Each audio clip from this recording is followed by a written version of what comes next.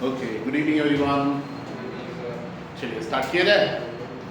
तो मेरे प्यारे बच्चे लोग, पिछले क्लास में आप लोगों को मैंने बताया क्या चीज़ की जानकारी दी थी? इम्पल्स मोमेंटम थ्योरम बताया था और मैंने आप लोगों को इम्पल्स की जानकारी दी थी। और उसमें मैंने बताया कि इम्पल्स मोमेंटम थ्योरम हम लोगों को बोलता है, क्या बोलता है कि इम्पल्स जो भी काम करेगा वो चेंज इन लीनियर मोमेंटम के बराबर होगा। और इम्पल्स क्या था? फोर्स और टाइम का प्रोडक्ट था। फोर्स और टाइम के प्रोडक्ट को इम्पल्स बोलते हैं और ये किसके बराबर आया था? चेंज इन लीनियर मोमेंटम के बराबर आया था। ठीक है, अब इसके ऊपर एक क्वेश्चन बनाते हैं। लिखेंगे क्वेश्चन, लिखेंगे a body of mass 10 kg, a body of mass 10 kg, a body of mass 10 kg is moving with velocity 10 meter per second, is moving with velocity 10 meter per second, comma देखें, suddenly a force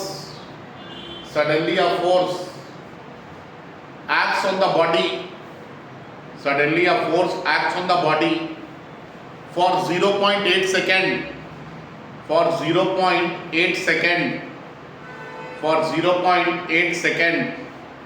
due to which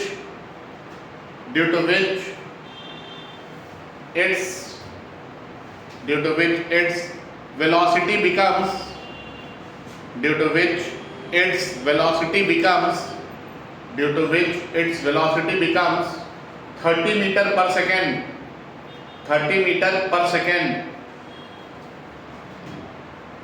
along initial direction,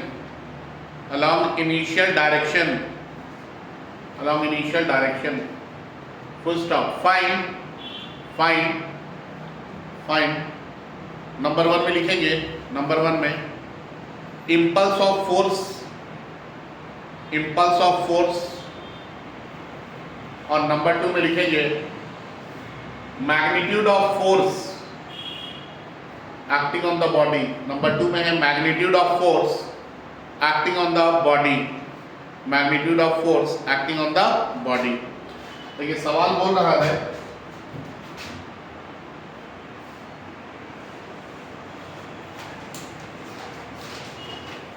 question बोल रहा है एक body है जिसका मास कितना है? 10 kg है। ठीक है, ये इनिशियली कितने वेलोसिटी से मूव कर रहा है? तो ये इनिशियली 10 मीटर पर सेकंड की वेलोसिटी से ये मूव कर रहा है।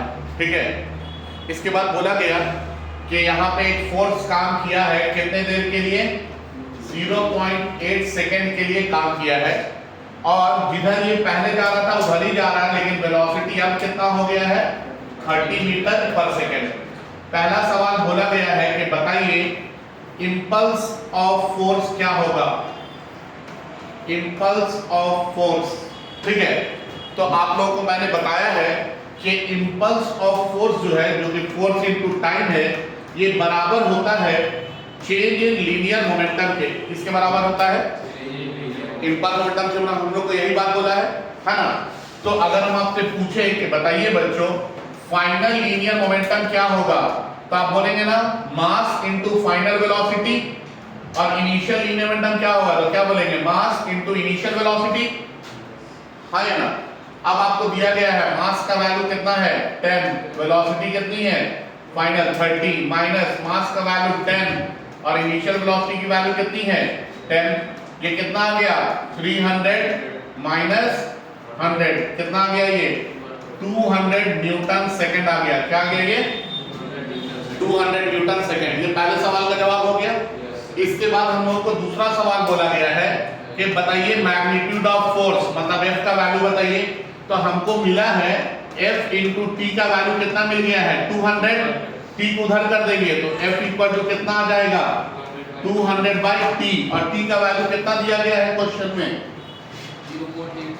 0.8 दिया गया है। तो 200 डिवाइडेड बाय 0.8, पॉइंट हटाएंगे यहाँ से तो यहाँ 0 लगा देंगे। आप इसको डिवाइड करेंगे तो ये कितना आ जाएगा?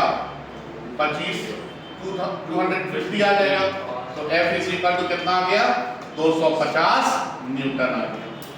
क्लियर है, करना है बात, तो इसको कॉपी कीजिए आप लोग।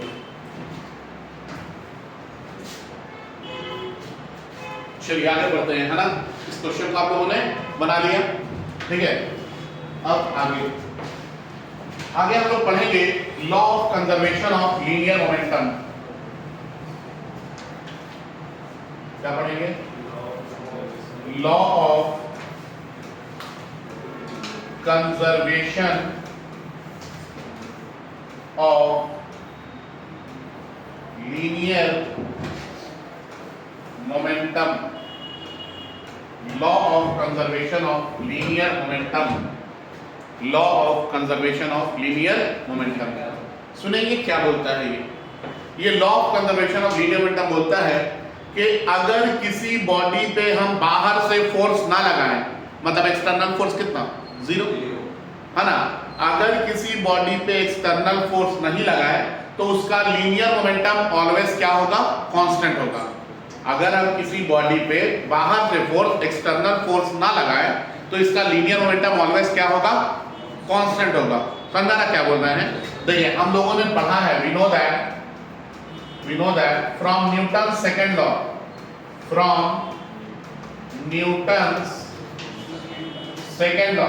न्यूटन्स का सेकंड लॉ हम लोगों को बोला है कि F इज इक्वल टू क्या होता है, dp बाई dt होता है, पढ़ा है ना ये चीज।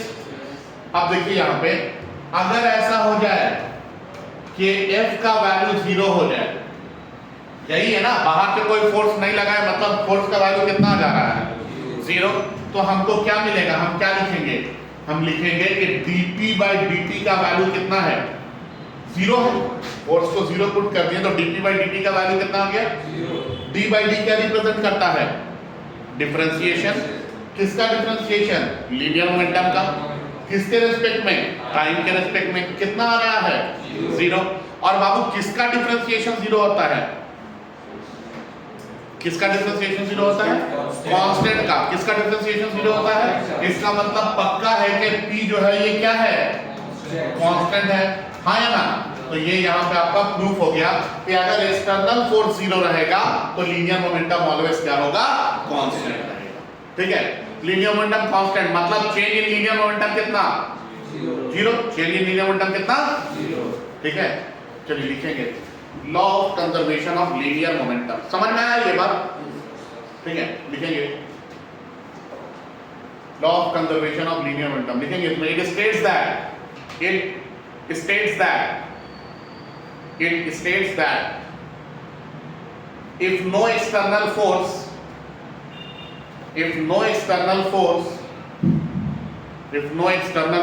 acts on the body,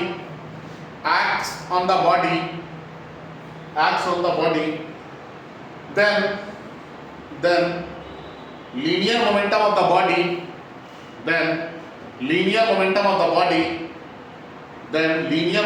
body always remains constant.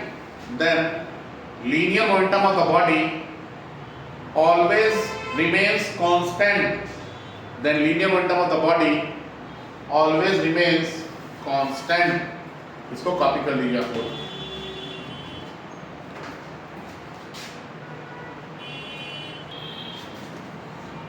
चलिए लिख लिए इसको आप लोग, आगे बढ़ा जाए। हो गया सभी लोगों का ना, ठीक है। चलिए आगे बढ़ते हैं, ठीक है। हो गया ना, देखिए अभी आप लोगों को मैंने न्यूटन्स के गति का पहला नियम बताया, फिर दूसरा बताया, मतलब Newton's first law of motion बताया, फिर सेकंड लॉ ऑफ मोशन बताया। अब हम लोग अपने टॉपिक को आगे बढ़ाएंगे, ठीक है, और न्यूटन्स का थर्ड लॉ पढ़ेंगे। क्या पढ़ेंगे, Newton's third law of motion, ठीक है।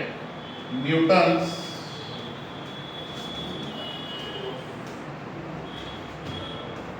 Third law of motion, Newton's third law of motion, ठीक है। न्यूटन्स के गति का तीसरा नियम, ये आप लोग जानते होंगे। नहीं जानते? जानते होंगे। Behind every action there is equal and opposite reaction. हर एक एक्शन के पीछे एक ऑपोजिट रिएक्शन होगा। हम इसको धक्का दे रहे हैं, मतलब ये भी हमको क्या कर रहा है, धक्का दे रहा है, हाँ या ना? तो न्यूटन्स का थर्ड लॉ यही बोलता है, behind every action there is equal and opposite reaction. ठीक है, क्या बोलता है न्यूटन्स का थर्ड लॉ? कि हर एक एक्शन के पीछे एक रिएक्शन होता है। ठीक है, इक्वल और ऑपोजिट, बराबर में भी होगा और ऑपोजिट डायरेक्शन में भी होगा। ठीक है, तो न्यूटन्स का थर्ड लॉ हमको बोलता है कि बिहाइंड एवरी एक्शन, हर एक एक्शन के पीछे क्या होगा, एक ऑपोजिट रिएक्शन होगा। समझ में आ रहा है? और ये चीज आप लोग पहले भी पढ़े हैं। हम अगर किसी चीज को धक्का दे रहे हैं, इसका मतलब वो भी क्या है, मुझे धक्का दे रहा है। ठीक है, समझ में आ रहा है? इसका हम लोग प्रूफ भी देखेंगे। आइए देखते हैं कैसे। मान लेते हैं कि दो बॉडी है मेरे पास, एक बॉडी ये है, ठीक है, और एक बॉडी ये है।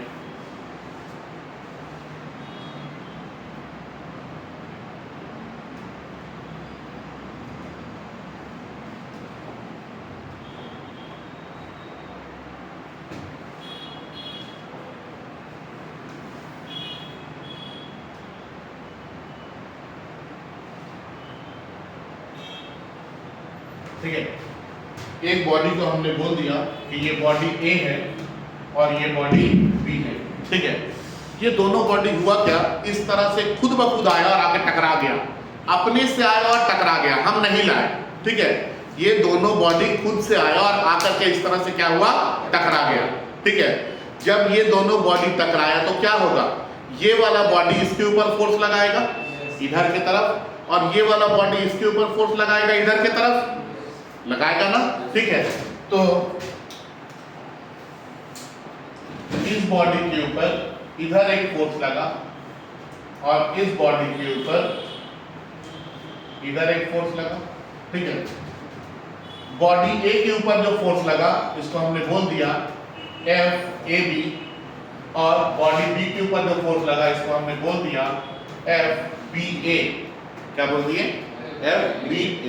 ठीक है, मतलब force acting on body B due to body A, और एफ ए बी का मतलब है force acting on body A due to body B. ठीक है, मान लेते हैं इस दौरान ए का जो लीनियर मोमेंटम चेंज हुआ है ना, ये कितना हुआ है, डी पी ए के बराबर। ए का लीनियर मोमेंटम कितना चेंज हुआ है, डी पी ए के बराबर, और बी का जो लीनियर मोमेंटम चेंज हुआ है ना, ये कितना हुआ है, डी पी बी के बराबर। बहुत छोटा सा चेंज दिखा रहे हैं। ये DPA क्या है, small change in linear momentum of A, और DPB क्या है, small change in linear momentum of B। और इस टकराव का जो चेंज इन लीनियर मोमेंटम है, इसके में जो थोड़ा सा टाइम लगा है, ये टाइम कितना है, dt है।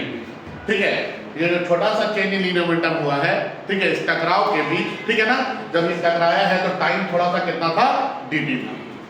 ठीक है, इतना तो क्लियर है ना? तो अगर आपसे पूछा जाए FAB क्या है, FAB, तो क्या बोलेंगे, फोर्स एक्टिंग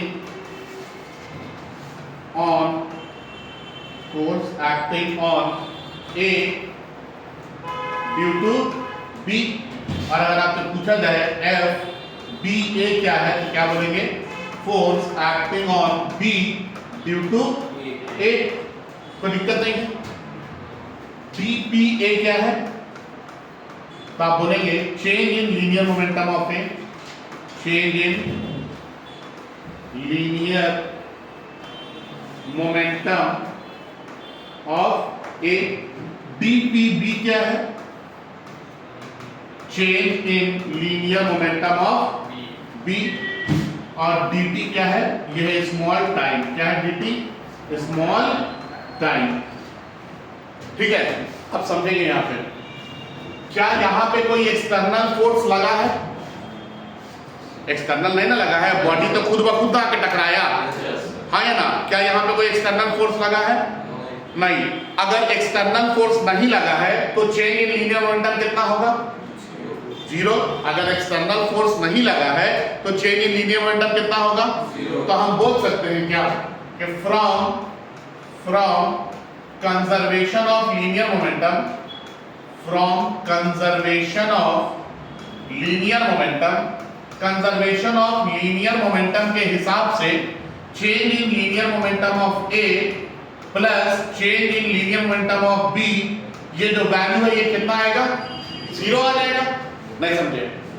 बाहर से तो कोई फोर्स आके नहीं इसको, इन लोग दोनों को तो खुद ब खुद टकराया है ना, बाहर से तो कोई फोर्स नहीं आया इनको टकराने के लिए, मतलब एक्सटर्नल फोर्स कितना है? 0। एक्सटर्नल फोर्स 0 मतलब लीनियर मोमेंटम कांस्टेंट, और लीनियर मोमेंटम कांस्टेंट मतलब चेंज इन लीनियर मोमेंटम कितना? 0। तो ए का linear momentum plus change in linear momentum of A plus change in linear momentum of B, ये value कितना आ जाएगा? 0।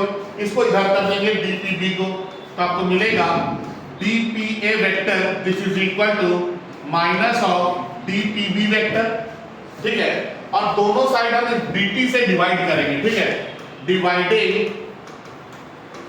Dividing both side by dt, ठीक है। तो हमको मिल जाएगा dpa by dt is equal to negative of dpb vector by dt।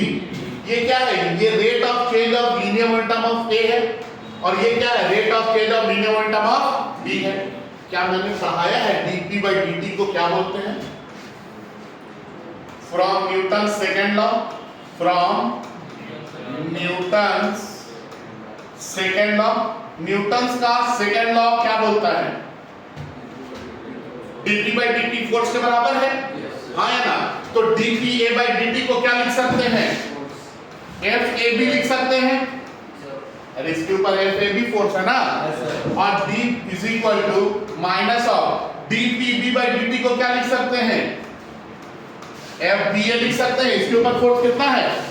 FBA है, हाँ या ना? देखिए तो क्या एक एक्शन का इक्वल और ऑपोजिट रिएक्शन दिखा रहा है? नेगेटिव साइन बता रहा है कि डायरेक्शन ऑपोजिट होगा, और इक्वल टू बता रहा है दोनों का मैग्नीट्यूड क्या होगा? सेम होगा। समझ में आ रहा है? इसी चीज को बोलते हैं हम लोग behind every action there is equal and opposite reaction. हर एक एक्शन के पीछे इक्वल और ऑपोजिट रिएक्शन होता है। समझ में आया बात? कि नहीं आया? क्लियर है ना? तो न्यूटन का थर्ड लॉ क्या बोलता है? कि behind every action there is equal and opposite reaction. Newton के थर्ड लॉ के हिसाब से हर एक एक्शन के पीछे इक्वल और ऑपोजिट रिएक्शन होता है, ठीक है। ये कौन बोलता है? न्यूटन का थर्ड लॉ बोलता है। क्लियर है? ठीक है। लिखवा दिए हैं क्या? स्टेटमेंट लिखा है ना? तो लिखेंगे, स्टेटमेंट लिखेंगे पहले, स्टेटमेंट लिखेंगे, स्टेटमेंट लिखेंगे। It states that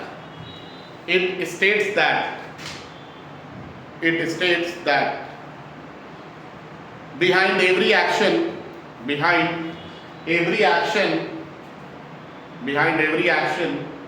there is equal and opposite reaction. Behind every action there is equal and opposite reaction. Behind every action there is equal and opposite reaction. Clear है? समझ में आया बात? चलिए कॉपी करेंगे इसको, है ना?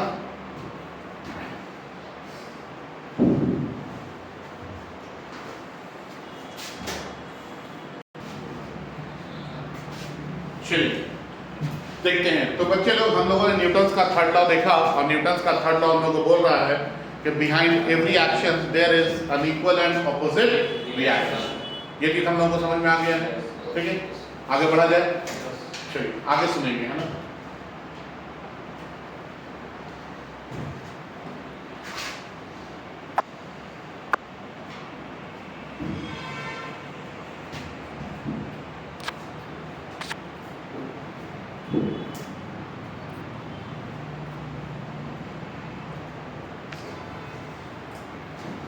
आगे की बात करते हैं। हम लोग बोलते हैं ना कि Newton second law of motion is real law of motion. क्या है? Newton second law of motion is real law of motion. Newton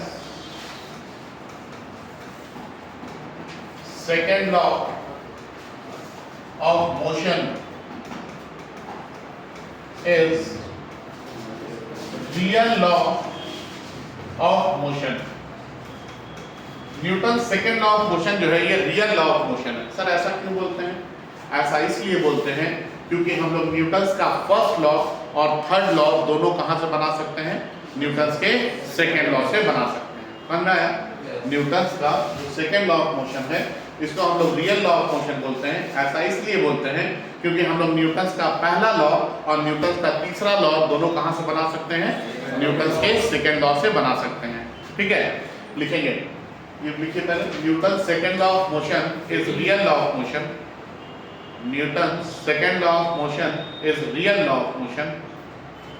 Newton second law of motion is real law of motion, is real law of motion, is real law of motion. This is because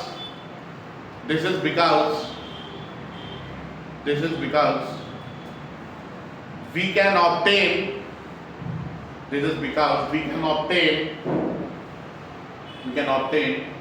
Newton's first law as well as Newton's third law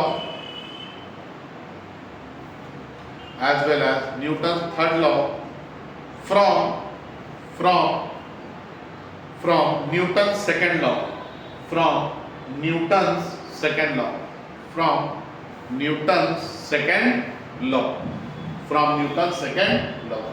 तो ऐसा कैसे sir? तो देखते हैं हम लोग। सबसे पहले हम देखेंगे Newton's first law from second law. Newton's first law from second law of motion।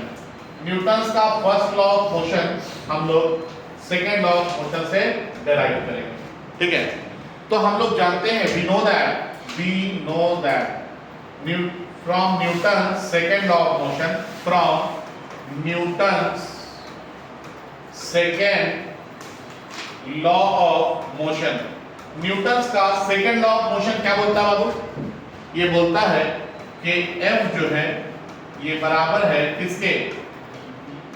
dp by dt के। ठीक है, ऐसा करते हैं सिर्फ मैग्नीट्यूड बाई। ठीक है, F is equal to dp by dt। और न्यूटन्स के फर्स्ट लॉ के हिसाब से हमने पढ़ा है a body continues to be in its initial state, that is state of rest or uniform motion in a straight line unless an external force is applied on it। कोई भी body अपने शुरुआती कंडीशन में ही रहेगा, या तो रुका हुआ रहेगा या यूनिफॉर्म वेलोसिटी से स्ट्रेट पाथ में चलता रहेगा। कब तक? जब तक उसके ऊपर बाहर से कोई फोर्स ना लगा दे। हाँ या ना? तो न्यूटन्स के फर्स्ट लॉ के हिसाब से एक्सटर्नल फोर्स कितना होना चाहिए? F का वैल्यू 0 होना चाहिए। हाँ या ना? क्या बोला गया है? न्यूटन्स का फर्स्ट लॉ बोलता है कि कोई भी बॉडी अपने शुरुआती कंडीशन में रहेगा, मतलब या तो रुका हुआ रहेगा या यूनिफॉर्म वेलोसिटी से स्ट्रेट पाथ में चलता जाएगा। कब तक? जब तक बाहर से कोई फोर्स ना लगे। हाँ या ना? मतलब बाहरी फोर्स कितना है? अगर बाहरी फोर्स 0 है तो हम लिख सकते हैं क्या कि dp बाई dt का जो वैल्यू है ये कितना है? 0 है। और बाबू लीनियर मोमेंटम को हम लोग क्या लिखते हैं बच्चों? लीनियर मोमेंटम क्या है? मास इनटू वेलोसिटी होता है। लीनियर मोमेंटम क्या होता है? मास इनटू, तो दिस इज इक्वल टू कितना आ जाएगा? 0। मास को बाहर रखते हैं, ये आ जाएगा dv by dt, this is equal to कितना? 0। dv बाई dt का वैल्यू कितना आ गया? 0। अब देखिए यहाँ पे या तो मास 0 होगा या dv बाई dt का वैल्यू 0 होगा। हेयर या तो मास 0 होगा। क्या लगता है आपको कोई भी बॉडी का मास 0 हो सकता है? नहीं, मतलब ये तो पॉसिबल ही नहीं है। Not possible. ठीक है, किसी भी बॉडी का मास 0 नहीं हो सकता है। इसका मतलब क्या है कि dv बाई dt का वैल्यू ही कितना है? 0। d बाई d क्या रिप्रेजेंट कर रहा है? डिफरेंशिएशन। d बाई d क्या रिप्रेजेंट कर रहा है? किसका डिफरेंशिएशन? वेलोसिटी का। किसके रिस्पेक्ट में? कितना आ रहा है? और बाबू किसका डिफरेंशिएशन 0 आता है? कांस्टेंट का। किसका डिफरेंशिएशन 0 आता है? मतलब कि ये वेलोसिटी क्या है? वेलोसिटी क्या है? कांस्टेंट है। और न्यूटन्स का फर्स्ट लॉ यही बात बोला ना। हाँ ना? न्यूटन्स का फर्स्ट लॉ क्या बोला? कि कोई भी बॉडी पे अगर बाहरी फोर्स नहीं रहेगा तो या तो वेलोसिटी जीरो रहेगा या कांस्टेंट रहेगा। तो ये हमने न्यूटन का पहला लॉ डिराइव कर लिया है, किससे? सेकंड लॉ से। और इससे पहले मैंने एक डेरिवेशन किया था, ये वाला Newton's third law of motion. यहां पे भी न्यूटन्स का सेकंड लॉ ही इस्तेमाल किए हैं ना। dp by dt को क्या लिखे हैं? फोर्स। यहां पे भी dp by dt को क्या लिखे हैं? और ये dp by dt फोर्स आया कहां से? न्यूटन्स के सेकंड लॉ से। तो ये वाला जो डेरिवेशन है ये है किसका? Newton's third law of motion from second law. याद रहेगा, ये है Newton's first law third law of motion from second law. तो हमने क्या किया? दोनों को डिराइव कर दिया। कौन कौन वाला? एक पहला ये जो Newton's first law from second law है, और दूसरा ये जो कि Newton's third law from second law. ठीक है, अब आपको दोनों को लिखना है ना। ये वाला पहले लिखे Newton's first law from second law, और उसके बाद फिर लिखेंगे Newton's third law from second law. Third law from second law तो लिखा हुआ है, उसी को कॉपी कर लेंगे, है ना। इसको भी कॉपी कीजिए।